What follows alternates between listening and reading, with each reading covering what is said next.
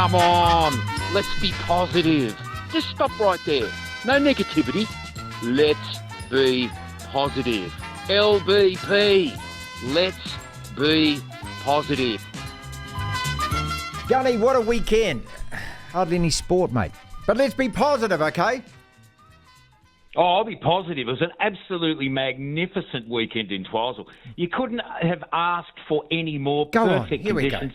Blue skies, light afternoon breeze, beautiful full moon.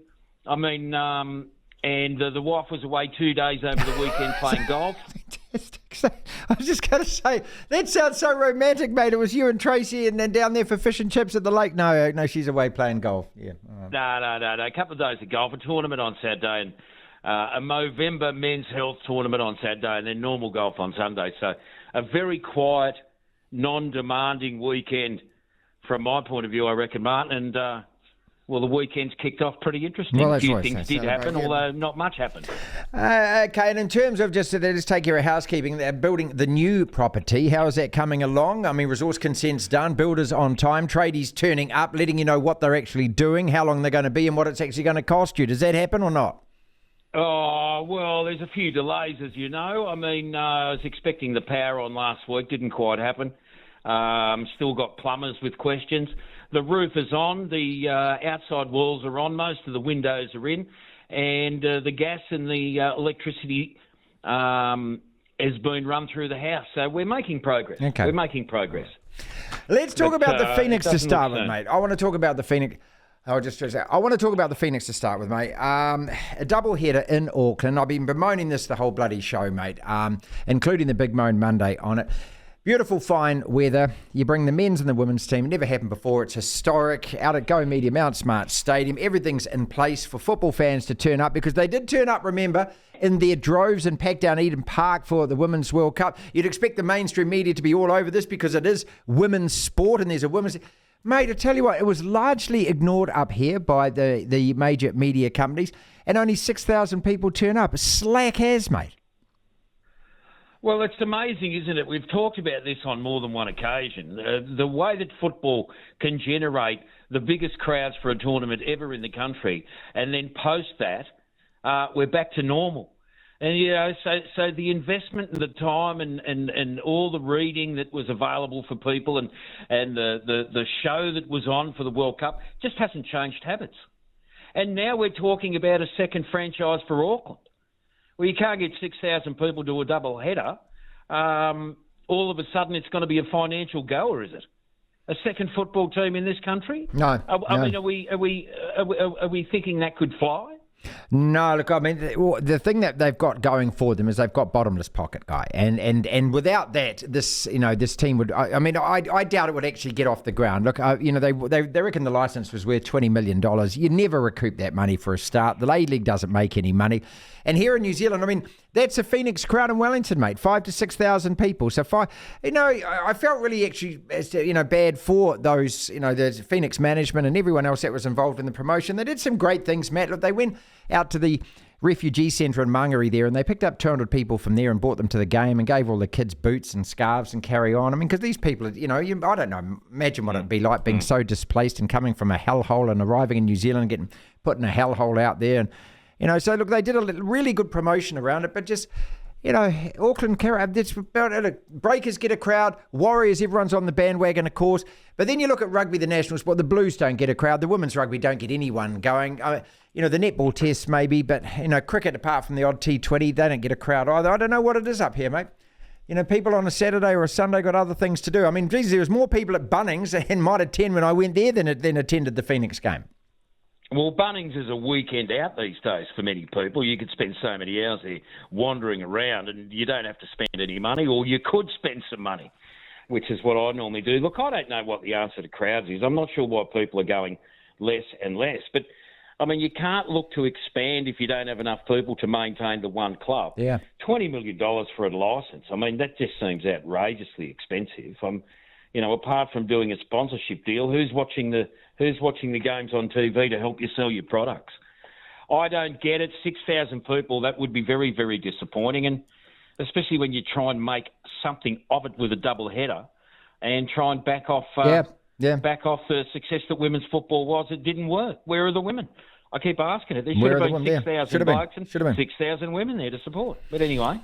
Phil Hughes died today in 2014. Has Australian cricket really moved on? Has the attitude of the players improved? Since then, we've had Sandpaper Gate. More recently, we've had Simon O'Donnell mouthing off about, don't help him, don't pick up his bat, mate.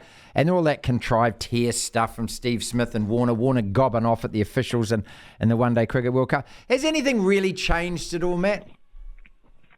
No, I don't think it ever does. I mean, you get to that top level, you're competing for not only your own spot, but for your place in history, and the pressure's on. And I just think that people want to win. It's pretty simple.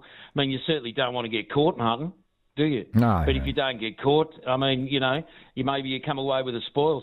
Look, I just think that coming from a country where this sort of starts in, schoolboy cricket. It'll never go away. It's so fierce, the competition to get there, that I suppose in many ways there's no room to drop your guard to be a good person. And why should they have to be, I suppose? It's just a game of cricket. Let them get on with it and be as rough as they can. But no, it hasn't changed. And I don't think it ever will. What hasn't changed? Just like the attitudes in other sports. Oh, it hasn't changed, and it never will either. Let's be positive about Michael Maguire, who's decided to choose our Blues, Matt. That's our Blues against England over the Kiwis. Could he have done both jobs? He wanted to do both jobs. New Zealand Rugby League said no. Is he going to win Origin for us? I don't know. But it just seems inevitable, doesn't it? That, thank God the Warriors have managed to ink Andrew Webster down to 3 or 4 years. If you're an Aussie coming here, especially with Rugby League, we see Adam Fanua-Blake doing it. What is it? I mean, people just don't want to stay, do they? I mean, Australia's a much better country, obviously, to live in. Bigger lights, brighter people, more population, everything else glitz and glow. What is it? Why can't we keep them? Well, if you were a rugby league coach and you had the opportunity to coach the Kiwis and then move on from that after an historic victory over Australia and coach maybe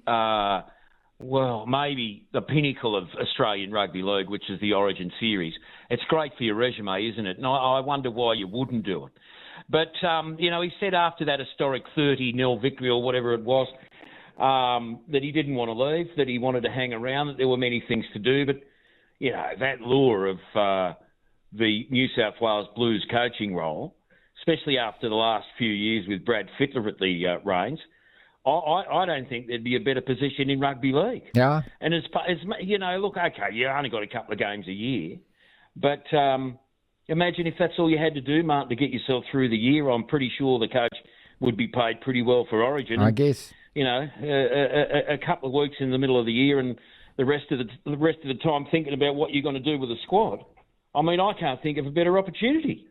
Yeah, I don't begrudge him at all, actually. I just find it I just wonder whether we've got to start, looking at a Kiwi to coach. Unless Andrew Webster can do both jobs, but looking at a Kiwi to coach the Kiwis, somebody that actually wants to be domiciled here in New Zealand. I know you spend a lot of time in Australia, but yeah, it was inevitable, it seemed. Let's talk about the Premier League, mate. We have a title race. Garnacho's goal. I mean, you saw that. Good God. How do you kick a football in that direction like that? In that direction, from that position, I don't know how high he was when he made contact with the ball, but, that's really one of the beautiful things about football, isn't it? A goal like that, an individual moment of brilliance, and you didn't see it coming. It's just spectacular. This is one of the great things about the game. But yes, Martin, a big victory for you guys over the weekend.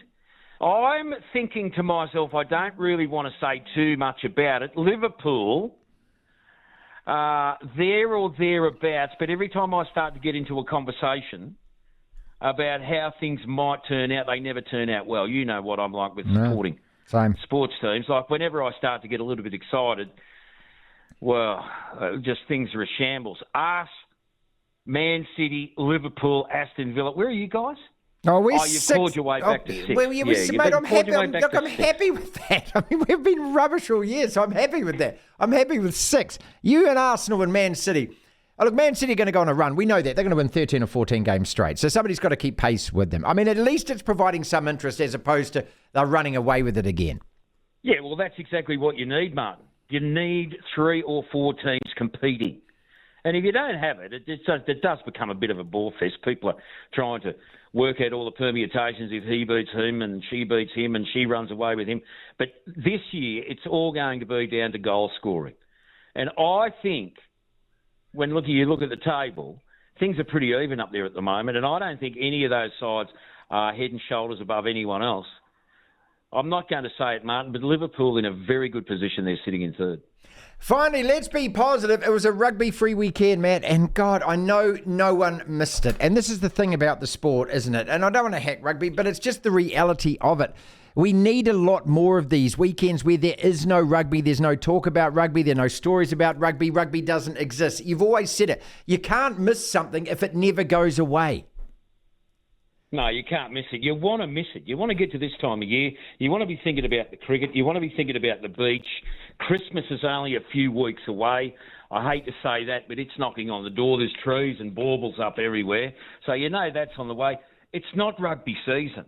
It's too hot. We don't want to go. We don't want to know. Let us get through Christmas and then start building up again as the year gets underway. You can't miss it if it's not there. What we will miss, Marty, before we finish up, the Giz has finished in Supercars. Yes, he has. He wasn't able to win over the weekend, but fourth on the all-time list of winners with 81 wins, 21 of those in a record-breaking season last year, behind Whincup, Lowndes and Scaife. Young Kiwi Matt Payne winning in Adelaide over the weekend.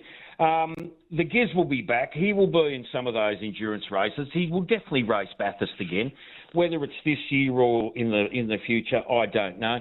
Juxtaposed to Matt Payne flying in the Penrite racing car and the Giz breaking down and not finishing, did you see Sean Johnson, supposed to be leading the Auckland Christmas parade after his amazing season with the Warriors? The vintage car he was in broke down. He had to push start the car, but he was in the parade. It's brilliant, mate. It's absolutely brilliant. I don't think it gets any better than that.